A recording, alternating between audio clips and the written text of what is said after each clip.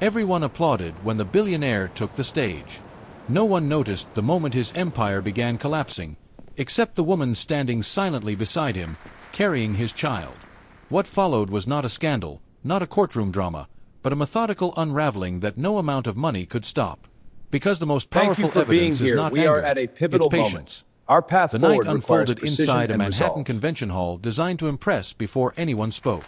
Light reflected from crystal fixtures onto marble floors, and every surface carried the subtle message of permanence. Investors arrived already convinced they were witnessing stability, journalists framed their lenses for predictable triumph, and the Crosswell Technologies logo hovered above the stage like a promise that could not be questioned. Everything about the environment suggested control, order, and inevitability. Ethan Crosswell entered that space as if it belonged to him alone. Years of carefully managed interviews had shaped him into a symbol rather than a person, a man praised for discipline and emotional distance. He was admired for his ability to treat decisions as calculations, never as feelings. Employees believed he was incorruptible by sentiment, and shareholders trusted that he would always choose profit over comfort. That reputation had carried him through controversies that would have ruined lesser leaders. Standing beside him was Olivia Crosswell, whose presence altered the atmosphere in ways no design team could correct. Pregnancy had slowed her movements and deepened her fatigue, yet none of that was acknowledged by the smiles trained upon her. She was positioned slightly behind him, close enough to be seen but far enough to feel secondary. Her appearance was not a personal choice, it was a requirement woven into a broader corporate narrative about balance, family, and future continuity. Publicly, Olivia's pregnancy had been presented as a symbol of growth, a reassuring image for stakeholders wary of unchecked ambition. Privately, it had been discussed in legal language and scheduling conflicts. Her withdrawal from her legal career was framed as mutual, though every clause of the prenuptial agreement ensured that authority flowed in one direction. Partnership had been replaced by management, and affection by expectation. When Ethan approached the podium, the room prepared for certainty. His early remarks followed familiar patterns, praising innovation and resilience, reinforcing the idea that Crosswell Technologies was untouchable. Then, without raising his voice or altering his calm expression, he shifted. He spoke of personal accountability, of sacrifices required at the highest levels, and of distractions that leadership must endure. Each sentence appeared reasonable on its own, yet together they formed a narrative that recast his private life as a professional obstacle. He referenced timing without naming it, responsibility without sharing it, and emotional strain without acknowledging its source. The implication was unmistakable. Olivia's pregnancy became a logistical inconvenience, a variable introduced without strategic foresight. The words were measured, but their effect was sharp. What made the moment unbearable was not cruelty, but precision. This was not an accident. It was a statement delivered where contradiction was impossible. Olivia did not react. She did not lower her eyes or adjust her posture. She remained still, aware that any movement could be interpreted as instability. Silence, in that moment, was the only form of control available to her. Cameras lingered longer than intended, capturing an image that contradicted the speech unfolding beside her. The contrast unsettled the room. Applause arrived late and faded quickly. The audience sensed something had fractured, though few could articulate it. Board members exchanged brief glances that carried legal implications. Advisors mentally noted timestamps and phrasing, understanding that language creates liability. Ethan, accustomed to obedience, interpreted the quiet as acceptance. He mistook restraint for weakness and composure for compliance. What he failed to recognize was that the event was being recorded beyond the cameras. Internal compliance systems archived transcripts, flagged anomalies, and preserved contextual data. The humiliation became documentation. It existed now as evidence, detached from intention, waiting to be interpreted. Silence did not erase it. Silence secured it. When Olivia was escorted from the stage, it was done with professional politeness. The gesture was framed as concern, yet it functioned as removal. She was no longer part of the story being told. Her exit was swift, unannounced, and final. The audience watched her disappear without understanding that they had just witnessed the collapse of a carefully constructed illusion. Backstage corridors absorbed the noise of the hall, replacing it with sterile quiet. Olivia walked without assistance, every step measured, every expression controlled. She understood that visibility had ended, but relevance had not. What had been taken from her in public had been preserved elsewhere, intact and undeniable. Ethan returned to the spotlight, believing the matter closed. In his mind, authority had been reaffirmed. The brand remained intact. The discomfort would fade. He did not consider that permanence works both ways, that records do not forget, and that power leaves traces when it overreaches. The night that was meant to celebrate dominance instead created a permanent fissure. Nothing collapsed immediately. There were no headlines yet, no consequences he could see. But a moment had been sealed into the system, waiting. What Ethan dismissed as silence had already begun its transformation into something far more dangerous. Beyond the hall, systems quietly synchronized. Memos would be reviewed, clauses reconsidered, and patterns compared against policy. No alarms sounded, yet processes advanced with patient certainty. The company believed itself immune to narrative shifts, but narratives thrive on contradiction. What had been framed as strength now invited scrutiny, and scrutiny invites sequence. The future did not rush toward exposure, yet it leaned in that direction, attentive, methodical, and already awake. Nothing in this architecture allowed mistakes to vanish, only to accumulate, align, and eventually demand acknowledgement from those who assumed authority could outrun consequence. The record remained permanent. Contracts are often framed as safety nets, but this one was engineered like a cage disguised as reassurance. Long before the wedding, before the public fascination and the curated images of unity, Ethan Croswell had insisted on clarity. He spoke of protection, of responsibility, of the dangers faced by men who built empires too large to trust emotion. The document he presented to Olivia was polished, extensive, and non-negotiable in tone, even as it pretended to invite discussion. At the time, Olivia did not feel threatened by it. She was an accomplished corporate attorney, respected for her analytical precision and ethical discipline. She had spent years navigating complex agreements, advising executives who believed power made them untouchable. Signing the prenuptial agreement felt procedural rather than personal. She trusted her own independence more than she questioned his motives. Love, she believed, did not require defensive lawyering. The agreement itself was aggressive in structure and ambition. It restricted her access to existing assets, excluded her from claims on future earnings, and embedded confidentiality clauses so broad they bordered on silencing existence itself. Reputation was defined as property, loyalty as obedience, and dissent as damage. Any perceived harm to Ethan's public standing triggered penalties that could dismantle her financial stability with legal efficiency. Ethan viewed the document as insulation. To him, it was not about distrust but control. He believed emotion was a liability, and contracts were the antidote. The prenup rewarded compliance generously and punished resistance quietly. Every incentive leaned toward silence, patience, and acceptance. On paper, it appeared balanced. In reality, it was asymmetrical by design. Pregnancy altered the equation in ways Ethan had not anticipated, yet his response was not protection but escalation. Olivia's physical vulnerability did not soften him. It sharpened his need to assert dominance. Dependence became strategy. He encouraged her to step back from her career, framing it as temporary, even supportive. The narrative suggested rest, family, and focus. The reality ensured leverage. As her professional distance grew, so did her isolation. Invitations slowed, colleagues adjusted, and her legal identity faded from active memory. Nothing appeared forced. Everything unfolded politely. She remained well-dressed, well-housed, and well-spoken. From the outside, she looked secure.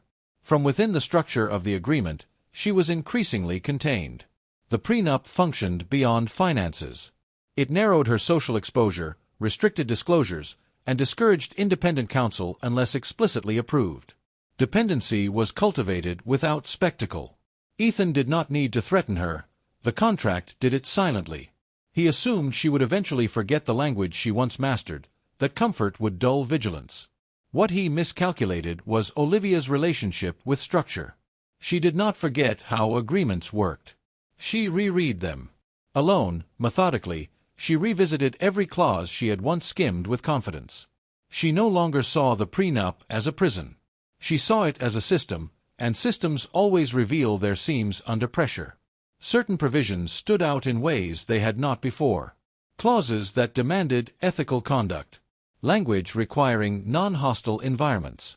Obligations tied to corporate governance standards that extended beyond the boardroom.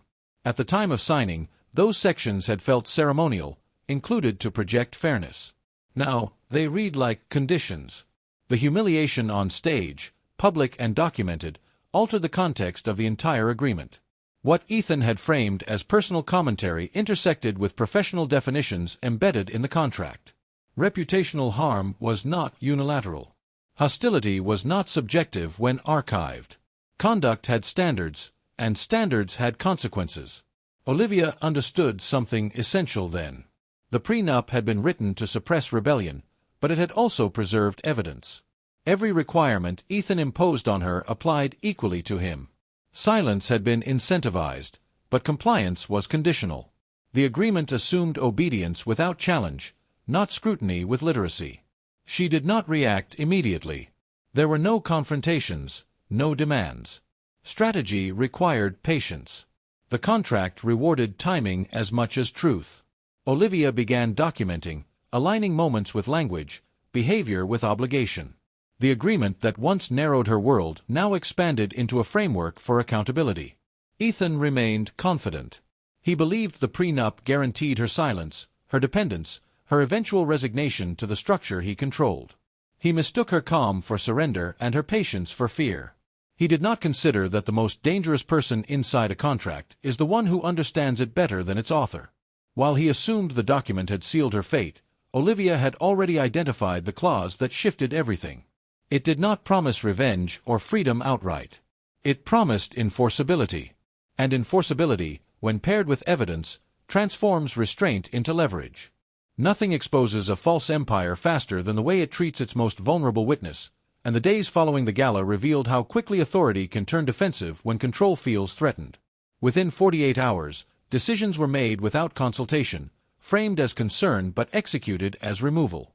Olivia was informed that remaining in the shared residences was no longer advisable, the justification carefully labeled as medical privacy rather than exclusion. The language sounded protective, yet the outcome was displacement, swift and non-negotiable.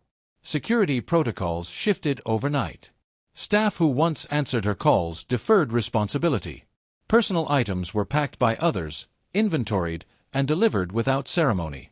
The residence that had been presented as her home became restricted space. Ethan did not appear during the transition, and no explanation followed. The absence itself carried intention. It signaled that access, like affection, was conditional. Healthcare access became the next point of pressure. Company-funded medical approvals slowed under administrative review, appointments postponed pending verification. Each delay was minor in isolation, but together they formed a pattern of obstruction. Financial accounts linked to shared authorizations were frozen, not seized, but paused in ways that required approval to reverse. The word review appeared repeatedly, vague enough to deflect accountability, precise enough to deny immediacy. Meanwhile, the narrative beyond closed doors began to adjust. Media briefings shifted tone without announcing a change. Mentions of Olivia softened into distance, implying her request for privacy, suggesting emotional strain without overt accusation. The implication was subtle but effective. Concern replaced admiration, and concern invites speculation. The empire did not attack her directly. It allowed interpretation to do the work. Inside Ethan's inner circle, the pregnancy was discussed without sentiment. It was evaluated as exposure, not continuity.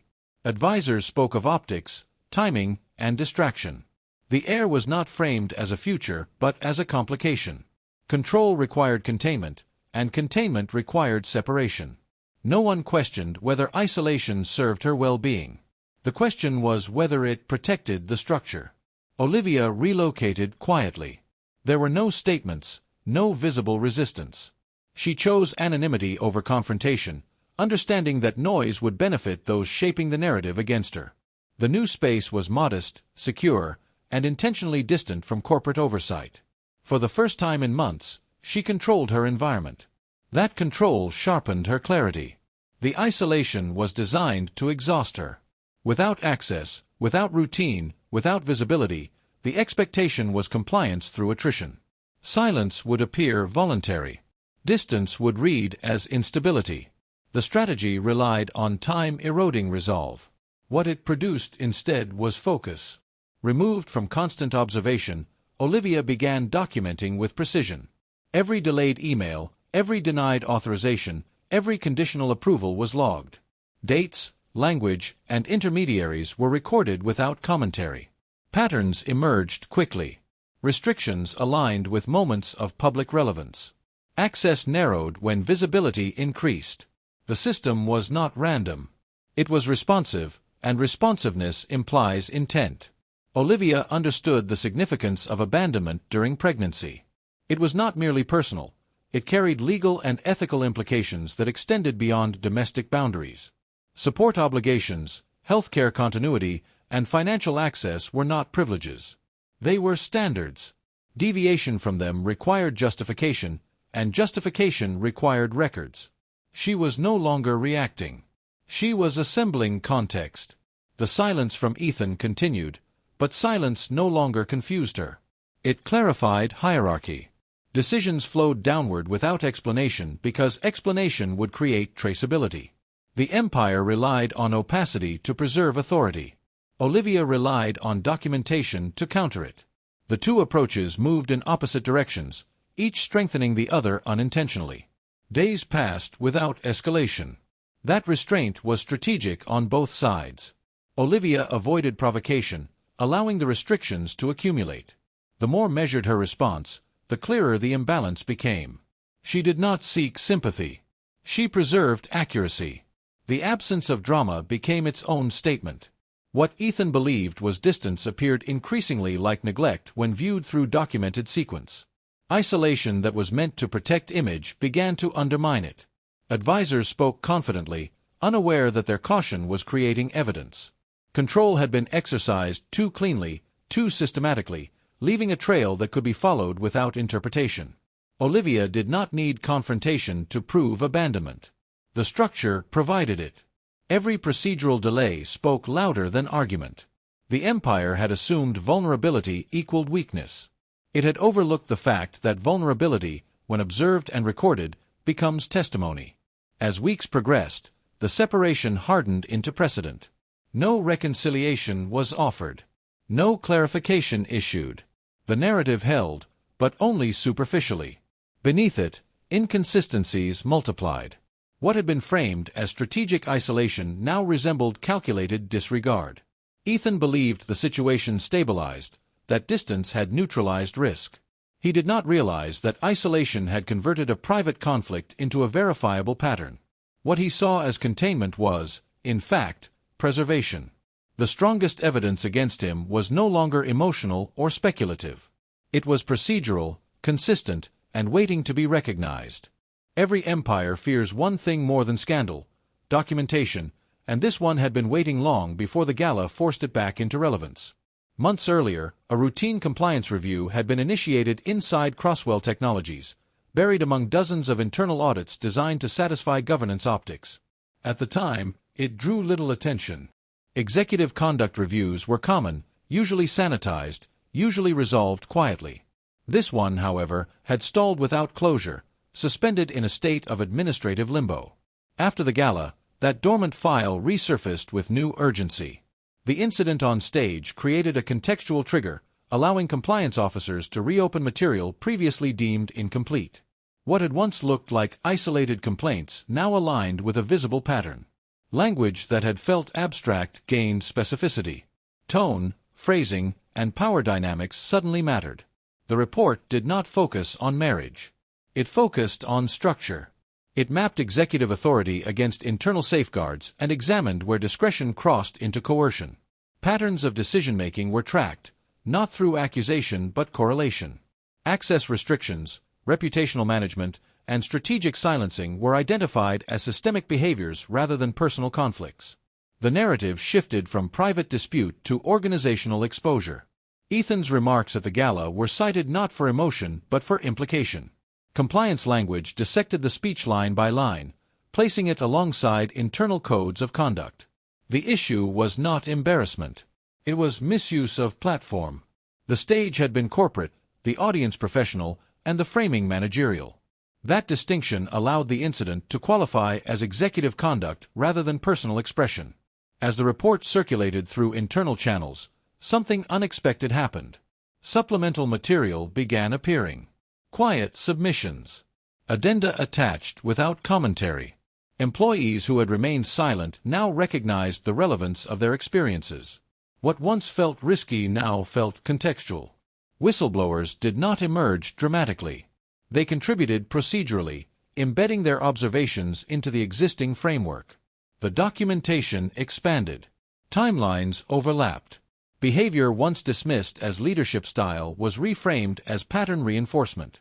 Decisions regarding access, isolation, and narrative control aligned too consistently to ignore. The system had not been designed to expose one individual, but it was built to flag risk accumulation. That function activated precisely as intended. Olivia's silence was reinterpreted within this framework. Where external narratives had implied instability, the report identified restraint. Her lack of response was not absence but compliance with imposed boundaries.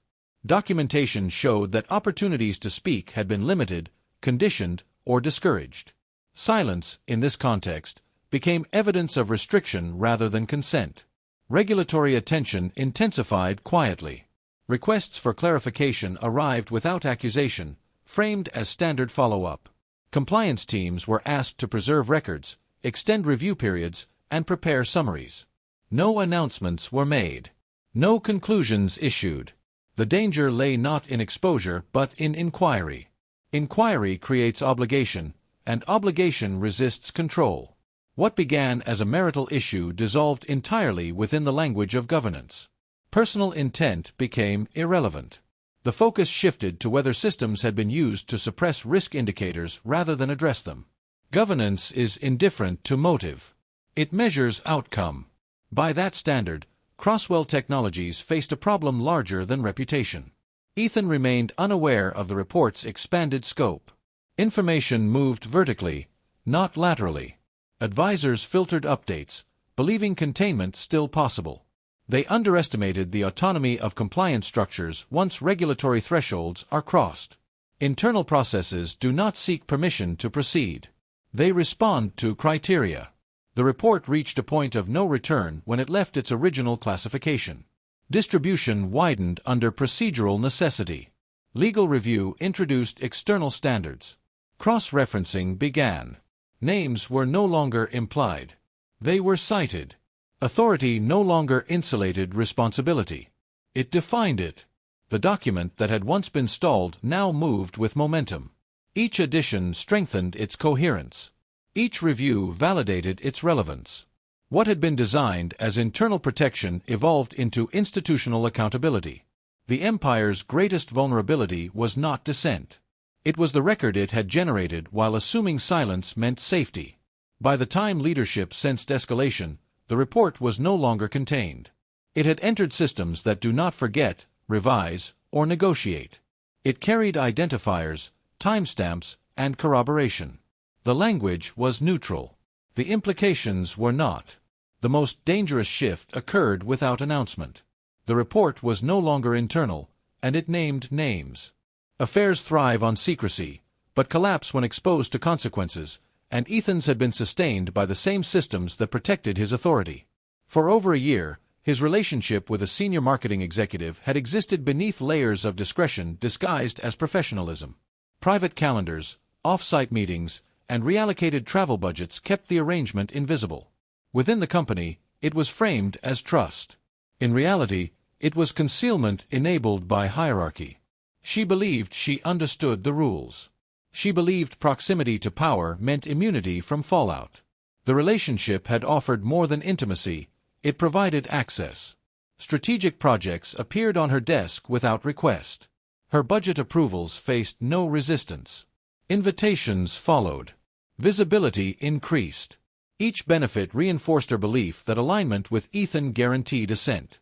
When Olivia disappeared from the corporate landscape, the message felt unmistakable. Silence was interpreted as surrender.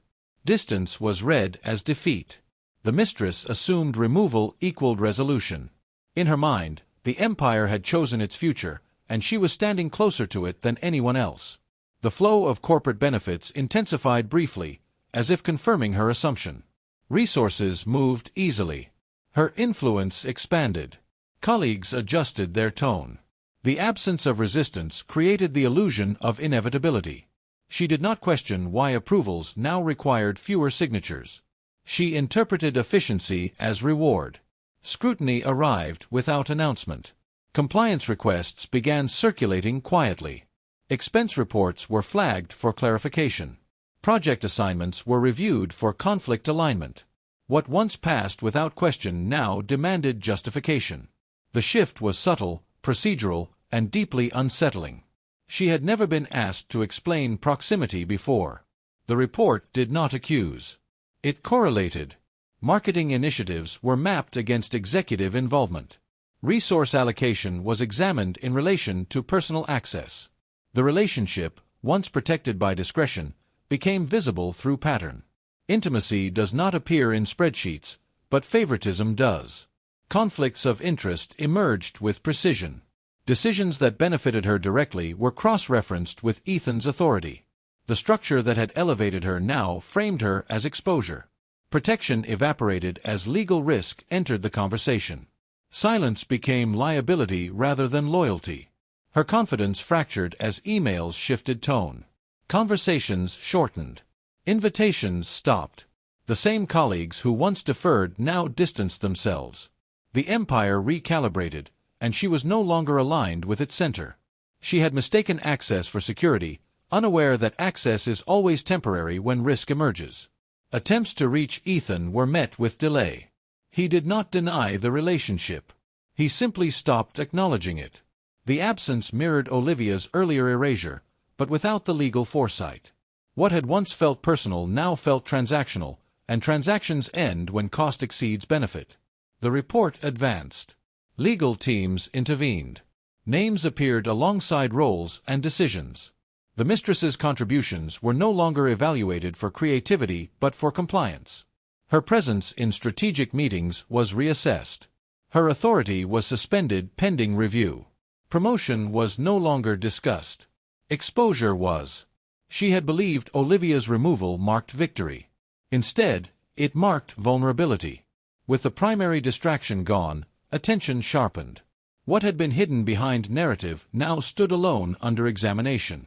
The empire did not protect sentiment. It protected itself. Loyalty dissolved quickly once subpoenas were mentioned. Advisors distanced themselves. Ethan's silence hardened into detachment. The relationship that once promised elevation now threatened consequence. There was no confrontation, no dramatic unraveling. Just procedure, formal and irreversible. She received the notice without warning. Language neutral. Tone clinical. No explanation beyond obligation. The subpoena did not accuse her of betrayal or ambition. It identified her as relevant. Relevance, in this context, was dangerous. The woman who had expected promotion instead received documentation. What she mistook for triumph had been proximity to collapse. The empire did not fall for her. It moved past her, leaving her exposed to the very systems she once believed she controlled.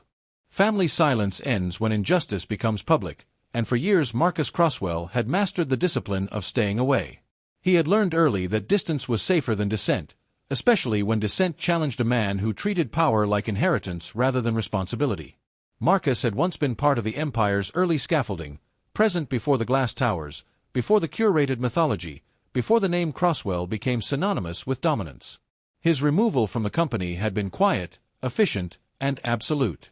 Officially, Marcus had exited over strategic disagreements. Unofficially, he had been pushed out for asking questions too early and documenting answers too carefully. He had challenged decisions that blurred ethical lines, raised concerns about governance shortcuts, and resisted the idea that success excused method. Ethan had responded not with argument but erasure. Marcus's access was revoked, his role dissolved, and his presence written out of the corporate narrative. What remained with Marcus were records. Early drafts of policy.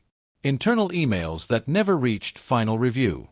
Memos that documented pressure, coercion, and deliberate ambiguity.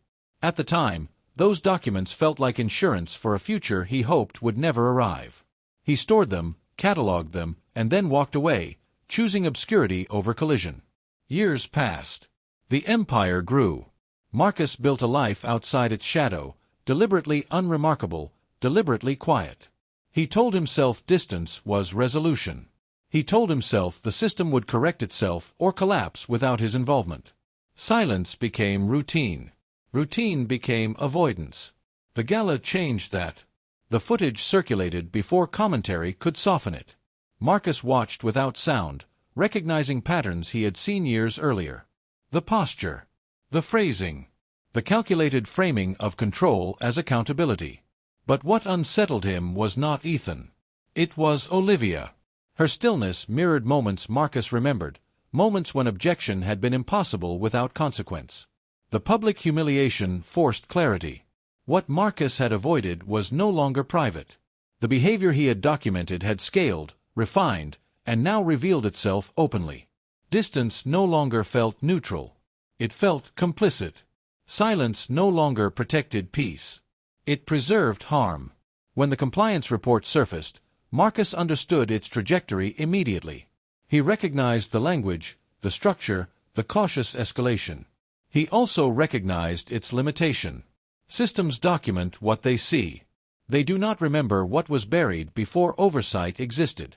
Marcus did. His return was not announced. He did not contact Ethan.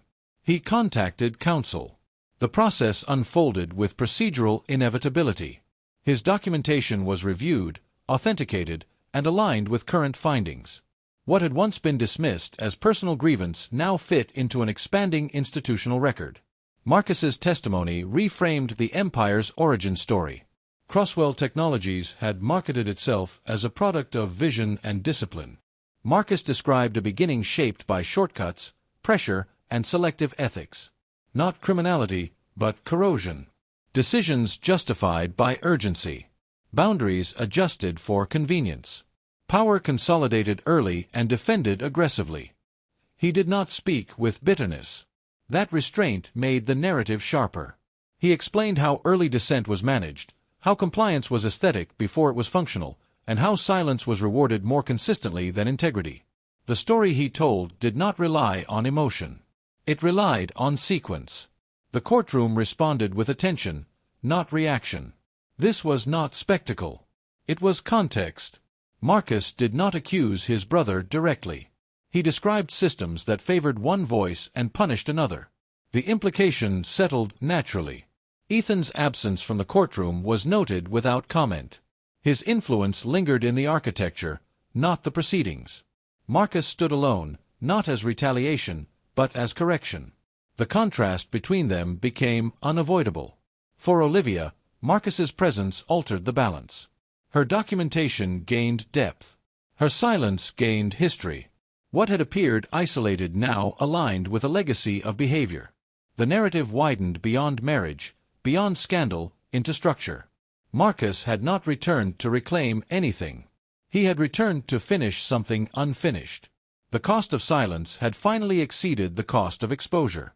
Family loyalty had been weighed against public harm, and the scale had shifted. The courtroom prepared itself, quietly, for what followed. This was no longer about one executive or one incident. It was about origin, intention, and consequence. The record was expanding beyond control. The revelation no one could manage was no longer whether wrongdoing existed, but how long it had been normalized. And for the first time, the empire faced testimony that could not be dismissed, redirected, or buried. Power collapses fastest when credibility disappears, and once doubt entered the public record, the decline accelerated beyond anyone's ability to contain it. Markets reacted before statements could be drafted. Analysts questioned leadership stability, and confidence thinned with every unanswered inquiry. Stock values began to slide, not in a single crash but in a sustained erosion that signaled distrust rather than panic. Each dip reflected uncertainty about governance, not profitability. Investors were no longer asking whether the company could grow. They were asking whether it could be trusted to exist as it was. Inside the boardroom, certainty dissolved even faster. Members who had once defended Ethan's authority now weighed personal exposure against institutional loyalty. Resignations followed, announced with carefully worded explanations about timing and alignment. No one admitted fear, yet the pattern was unmistakable. The exits were calculated, spaced just far enough apart to appear unrelated, close enough to confirm fracture. Every departure weakened the image of cohesion the empire relied upon. Leadership, once centralized, began to scatter. Regulatory investigations expanded in parallel, moving from preliminary inquiry to formal review. Requests multiplied. Jurisdictions overlapped. What had started as clarification evolved into examination. Compliance teams shifted from defense to preservation, focused less on resolution and more on record integrity. The empire could no longer predict which decision would be scrutinized next. Control requires anticipation, and anticipation vanished when oversight became continuous rather than conditional. Ethan attempted to reclaim narrative authority, but urgency replaced precision. Statements contradicted earlier assurances. Appearances grew frequent, explanations thinner. Where silence once conveyed confidence, now it suggested evasion. He addressed investors directly, then withdrew. He blamed misunderstanding, then blamed timing. The inconsistency did more damage than accusation ever could. Credibility does not erode from attack alone. It erodes when authority speaks too often without clarity. In contrast, Olivia remained restrained. She did not give interviews. She did not issue rebuttals. Her presence emerged only through documentation and verified record. That contrast became impossible to ignore. One figure appeared reactive, improvising defenses. The other appeared methodical, allowing facts to surface without amplification. Public perception shifted not because of sympathy, but because restraint reads as confidence when chaos surrounds it. Media coverage reflected the imbalance. Early reports framed conflict. Later ones framed consequence. Headlines focused less on scandal and more on governance failure. Analysts referenced timelines rather than testimony. Olivia's silence became a point of emphasis, described not as absence but as discipline. Ethan's visibility, once an asset, became a liability. Exposure without control accelerated decline. Employees felt the unraveling internally before it was fully visible outside. Departments froze initiatives. Projects stalled pending review. Leadership chains blurred. Morale shifted from loyalty to self-preservation. The empire's culture, built on certainty and hierarchy, struggled without clear authority. Stability cannot survive prolonged ambiguity. What had once felt permanent now felt provisional. Attempts to stabilize finances arrived too late to restore faith. Asset restructuring, leadership committees, interim oversight, all appeared reactive rather than strategic. Markets recognized timing as intent. The delay signaled that the empire had underestimated the depth of its credibility loss. Recovery requires trust, and trust cannot be purchased once it is questioned at scale. As proceedings advanced, it became clear that the final outcome would not be measured in currency.